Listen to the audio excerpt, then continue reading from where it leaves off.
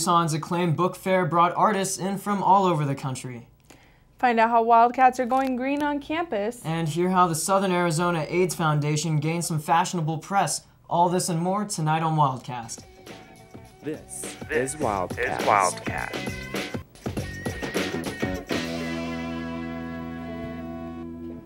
Welcome to Wildcast. I'm Max Efron. And I'm Monique Padilla. Thanks for joining us tonight. University of Arizona hosted Tucson's acclaimed annual book fair over spring break, an event that presented a variety of opportunities for avid readers of all kinds. Wildcast reporter Serena Nafarade gives us an inside look. Those in Tucson started the spring break off with the 5th annual Tucson Festival of Books. Started in the spring of 2009, the festival welcomes over 400 authors every year, along with thousands of visitors. Author Eric Erickson was at the festival promoting his books. Well, this is funny because I put the Tucson Book Festival in this book. Oh, I love it. It's actually, I think, one of the nicest, one of the greatest, because it's out of doors. The campus is fantastic. I'm an avid reader, and I honestly didn't know that there was a book fair here. And my friend was telling me that, dropping the name again, but Patrick Ralph is going to be here, and I was like, okay, yeah, I'll check it out. I thought it was going to be like, you go to Bookman's and have a couple tents outside, and, just something simple. And it was this. Very impressed. You got music, you've got tons of stuff for kids. This is a really good thing for kids because they get to meet people. I saw somebody doing some kind of crazy trapeze stuff with a rope when I walked in, and I saw a couple people in costumes, so it just looks fun. The Tucson Festival of Books has something for everyone, from food to entertainment to the great Science City. Science City has something for everybody, from toddlers to adults. My favorite is, I really like the science of baseball, and you really see the physics behind the swing of why balls turn the way they do, how they move, and the science of food and making ice cream. It gets people from all areas of Tucson together, and the common thing is seeing we all love books. I saw Jose Luis Orozco yesterday performing his songs, bilingual songs, people of all ages standing up and dancing with him, singing. There's mariachis, there's other folk groups, all different cultures, and singing and dancing, and it's really great to see everything together in one spot. For Wildcast, this is Sarina Nafarrate. The University of Arizona prides itself on its ongoing push for a green campus. Wildcast reporter Desiree Valenzuela has the details on how you can help aid this important effort. The importance of recycling is not only a global topic, but also a concern at the University of Arizona. Benefits of recycling include the reduction of pollution and an increase in the cleanliness of the environment. The University of Arizona has several areas designated for recycling around campus, one of those being the Student Union. These areas are an attempt to get students to recycle items rather than simply throwing items away in the trash. The question is, do these waste baskets really help the environment by reminding students to recycle? Yeah, I definitely think they're super beneficial. It just gives it a little bit more of an option instead of everyone just throwing one thing, wherever. I know recycling is definitely super important. There are also events around campus that help with conserving energy, water, and waste. One event that takes place on campus is Recycle Mania. The main goal of the event is to decrease the amount of waste produced and make students aware of campus recycling. In a brief interview with Trevor Ledbetter, a resident of U of A student housing, he stated that Recycle Mania is a competition between dorms on campus and participating colleges across the country to conserve energy and water and to improve recycling. There will also be an event on March 23rd called Earth Hour. For this event, students are asked to turn off their electricity and come to the U of A Mall between 8 and 10 p.m. Earth Hour promotes the conservation of electricity. The University of Arizona also works to increase recycling by having recycle bins during large events. For instance, there are more areas for recycling in sporting events such as football and basketball games than there were before. More recently, during the Festival of Books, there were several places to recycle due to the bins provided by Waste Management. Overall, the university continues to find ways to promote the importance of recycling. Reporting from the University of Arizona from Wildcast, I am Desiree Valenzuela. Students were hastily evacuated Friday afternoon from the administration building after a 911 call reported seeing a gunman inside and that a shooting had occurred. The Student Union Mall and Modern Languages building were all evacuated later as the UA Police Department secured the area and began their search for the gunman. The Tucson Police Department Bomb Squad and the Pima County Bomb Squad were both called in to help as officers searched every room of the admin building. The search began roughly at 5 p.m., only minutes after the 911 call, and ended at about 8:05. Officers found neither a gunman nor any signs of a shooting. All restrictions were lifted at 9 p.m., officially ending the tense 4-hour state of anxiety that had fallen over campus. UAPD officers declined to say whether the call was a hoax, stating that an investigation into the events is ongoing. So, that was a very serious event for a moment. We didn't know what was going on, but fortunately enough, we received a lot of view alerts, and I know I had friends actually texting me, stay off campus, do whatever you can. Right, and I think it's so important that the UA does keep us updated on such tragic events like this one, and we're just fortunate that nothing did happen. Absolutely. Social media has become an overwhelming presence in today's society, especially on a college campus. Students carry their phones with them everywhere they go, and with that comes instant access to the sites and apps they use to stay connected. Wildcast reporter Karina Gallardo has the details on how social media is affecting students here at the U of A. Like my Facebook status? Did you see your last tweet? What about that Instagram photo? These are phrases that become embedded in our generation's conversations. Social media is nothing new to today's students. However, the positive and negative outcomes of social media have yet to be defined, especially its effects on students' academics. I think there are two things at work. One is very positive. Instructors are sometimes using Facebook as a way to reach students when they might not otherwise be easily reached. So, for example, students who don't check their email box as regularly as they check their Facebook page, teachers have learned how to set up a Facebook page for a class, for example. Teachers can use that. On the downside, social media is just one more distraction for students. Certainly, we know that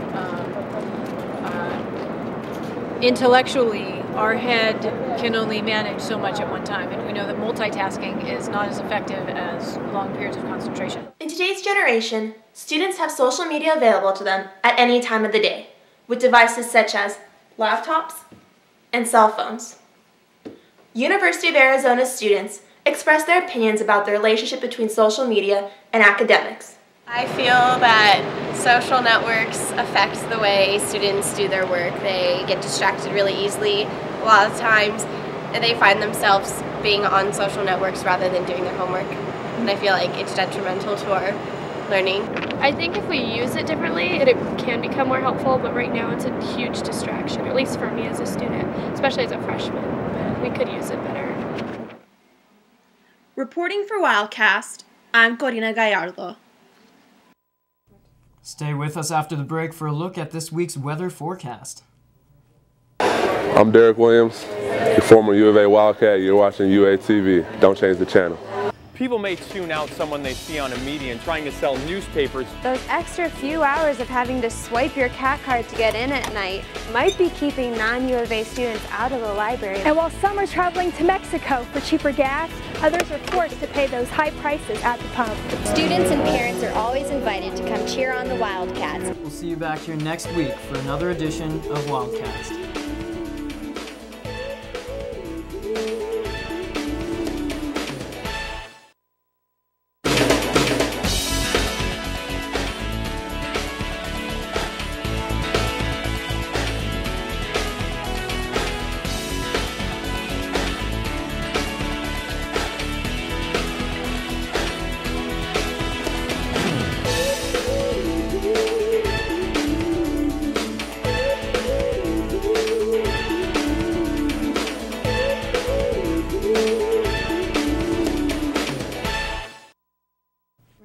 Welcome back. This week is looking like a typical weather for Arizona, but not for the springtime. We start out the week with about 79 degrees, which is beautiful. It starts getting a little warmer around 86, which that's where it peaks for the week. And then we're going to get gradually cooler throughout the week. A little cloud. It's going to go into sun by the end of Friday, and it should be a good one. With this week's weather looking ideal for outdoor adventures, it's good to remember that the Tucson region is well known for its beautiful desert landscape. And with spring right around the corner, now is the perfect time to get in a little scenic exploration. Wildcast reporter Megan Canterbury gives us an inside look at one of Tucson's most popular trails. The official start of spring is only days away. Wednesday, March 20th marks the beginning of the new season, and there is nothing better to do in Tucson than take a hike. There are hundreds of hiking trails in Tucson, but it's important for students to not have to drive too far for a great trail. El Camino del Cerro Trail, or Sweetwater Trail, is just a 15-minute drive from campus, and you are surrounded by beautiful wildlife and saguaros here in the middle of the Saguaro National Park. This trail is a 6.4-mile round-trip trail that is the perfect way to spend a spring day. It's what you'd call a medium exertion, you know. There's quite a few ups and downs and quite a few steps, so we spent about 3.5 hours. And that means somewhere around 6 miles. Sweetwater Trail is near some of Tucson's must-see locations like Gates Pass, Old Tucson, and the Desert Museum. Most of these are less than 20 minutes from the trailhead. Being so close to the city, and yeah, I really like this area. Well, everyone knows that spring does not come alone. Rising temperatures and pollen levels can keep you from enjoying your hike to its fullest, so please bring plenty of water and your allergy medications too. Reporting from Sweetwater Trail for Wildcast, I'm Megan Canterbury. If you're looking for something a little less outdoor-oriented, 4th Avenue is often considered the go-to place for UA students looking for a little distraction. But with construction blocking off potential customers, many shop owners have been seeing a big decrease in patrons. Wildcast reporter Akram Katarega has the details. We interviewed the store manager of Creations, and we found out that her sales actually improved over spring break. The reason, she said, was since the shop has been around since 1971, it doesn't primarily rely on students, they rely on tourists. And because of this, their sales had actually increased as opposed to decreasing like other businesses on 4th. We also found out that the store has been open since 1971. However, they are starting a men's section in order to bring in more customers. I have guys coming in asking where to shop on 4th Avenue for men's clothes. Unfortunately, there are basically only vintage shops in Razor's Edge and one thrift shop on 4th Avenue to get good men's apparel, so we definitely want to help you guys out and offer a place to shop. To the Surly Wench to see how business has been affected by spring break. We also try to find out whether the current construction has had any effect on their day-to-day business. It seems as though the foot traffic during the day, it's a little harder to navigate some of the areas downtown, so they're not getting to 4th during the day.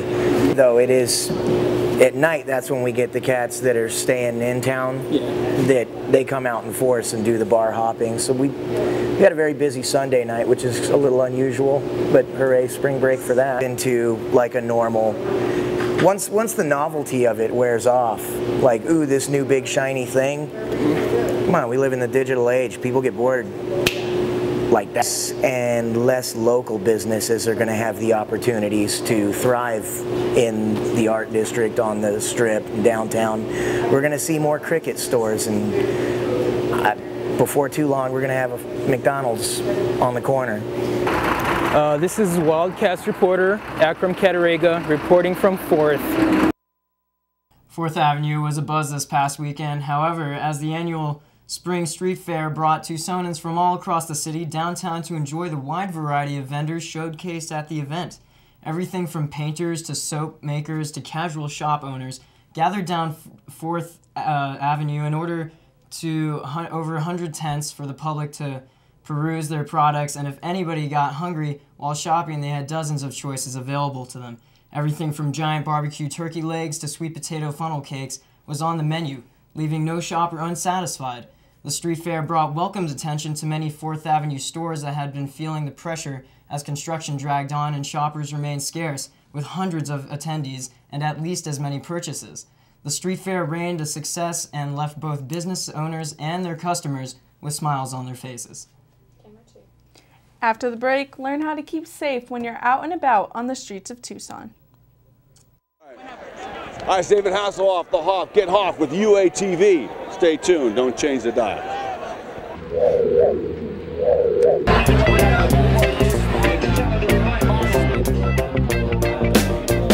The life I lead is enough of a dog. I may have fleas, but I run a yard. I see those clones looking down on me, but unlike those clones, this dog is free. Oh Lord, it's a dog's life. Oh Lord, it's a dog's life, dog's life. Oh Lord, it's a dog's life.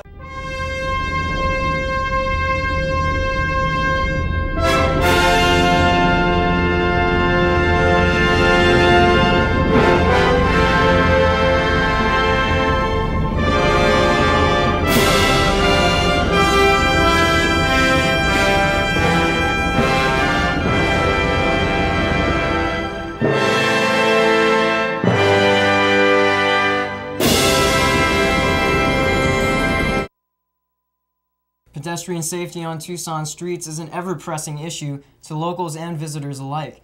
Wildcast reporter Sammy Jo Roth gives us a detailed look on how to stay safe when you're looking around town. Thousands of cars and hundreds of pedestrians share this busy intersection every day. The slightest distraction can lead to an accident in a matter of seconds. Amy Weisbaum knows just how dangerous these streets can be. I was in a crosswalk, and out of nowhere, a car just struck me. Weisbaum was on her way to class. The driver that hit Weisbaum fled the scene. I don't know if I'm really that safe on this campus, because most likely whoever hit me is a student, one of my peers. When a car hits a pedestrian, all too often the outcome is deadly. No matter how fast the vehicle is going, the car will always win. Captain Adam Goldberg of Northwest Fire estimates his fire crews respond to over 4 pedestrian accidents a week. Here in southern Arizona, I think that the pedestrian struck is really becoming an almost epidemic. In many cases, the driver is the victim and the pedestrian is at fault. We're not only dealing with a severely injured or a fatally injured victim, but we're also dealing with the driver of a vehicle who is also a victim. Because I can tell you that a driver of a vehicle that strikes a pedestrian at no fault of their own will remember that incident for life. A pattern is emerging, indicating some intersections are more dangerous than others. Most of them have been on major arteries, such as Oracle Road, Orange Grove, La Cañada. Wait. The little man says you can cross, it says cross, the light's red for traffic, you're in a crosswalk and it's well lit, does not mean you don't keep looking. Pedestrians are like cattle. Bicycle and pedestrian coordinator Ann Chineka says that's why the city of Tucson is working to provide more safe crossings. Invented in Tucson, these specialized crosswalks utilize flashing lights. Some residents think more must be done. Lower speed limits. The lower the speed limit, the less likely to have fatalities for bicycles and pedestrians. This map shows the locations of fatal pedestrian accidents so far this year, including number 15, a fatal accident that happened this past weekend. University of Arizona sophomore Kyle Lindsay was hit at this intersection nearly a month ago. I remember the last second before I got hit, and then I don't really remember what happened when I got hit. I just remember laying on my back in the road afterwards and just being in complete shock. Lindsay was struck in the crosswalk near Fremont and 6th Street, and he has battle wounds to prove it. After it happened, immediately I sprung up and the driver got out of her car to make sure I was okay, and we actually didn't get around to calling the police. Somebody else had, and they responded in about 5 minutes. They were very quick. Lindsay was on the phone when the accident happened. Just paying attention to your surroundings. I know if I had been, I probably would have been able to avoid getting hit. The number of pedestrian accidents in Pima County concerns Deputy Tom Pina. Being in traffic as any participant is a communal activity, so it's something you do with others. People often perceive themselves as being in a bubble. Additional enforcement at busy intersections is one way the Sheriff's Department is helping to prevent these accidents. Every single one of these incidents is tragic. Any one single one that we can prevent is one where a life has potentially been saved. The Southern Arizona AIDS Foundation held its 8th annual fashion show to raise funds for those struggling with the disease. The University of Arizona hosted the show in its grand ballroom. Wildcast reporter Katia Hall gives us an inside look. Hairdressers, makeup artists, dancers, fashion designers, models, and even drag queens come together once a year and put a fashion show on to raise awareness and money for those living with HIV/AIDS in Southern Arizona. I'm enjoying myself. I think everybody here is totally awesome. This is the biggest show I've done so far. I wanted to do it last year, but found out too late, so I'm really excited to be in this. Right now, about 40 million people in the world are living with HIV infection or AIDS. HIV destroys part of the immune system. Specifically, it affects a type of white blood cell called a T lymphocyte cell. T cells are one of the fighter cells in the blood that help the body fight off all kinds of germs and diseases. After HIV enters the body, it piggybacks its way onto a T cell and works its way inside the cell. Once inside, the virus completely takes over, and the T cell uses it as a virus-making factory to make numerous copies of itself. The newly made viruses then leave the T cell as they continue to multiply inside of the body. These T cells invaded by the virus can no longer fight infection. A doctor diagnoses someone with AIDS when they have a very low number of T cells or show signs of serious infection. This year's fashion show raised $65,000, and 100% of the proceeds will go to the foundation's services such as counseling, therapy, and even housing to its clients. SAFE currently serves about 1,200 people dealing with HIV and AIDS in Southern Arizona, and that number increases every year. That AIDS is a big problem now, and it still is. People still die every year from AIDS in our own community, and the rate of infection of HIV is not decreasing as quickly as we'd like. And I think the Gen Xers are maybe unaware of how dangerous it is, and that's what this is all about, raising money so that we can keep the awareness going regardless of what happens with the government. Reporting live for SAFE, I'm Katia Hall with Wildcast. The Chicago Cubs played the LA Dodgers on the 21st as a charity event for 9-year-old Christina Taylor Greene, who was killed in the 2011 Tucson shooting.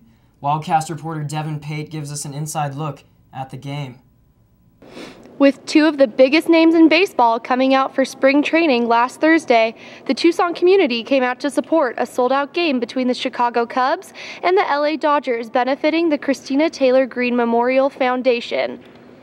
Taylor Greene was the youngest victim of the Tucson shootings in early 2011, where 6 people were killed and another 12 were injured, including Congresswoman Gabby Giffords.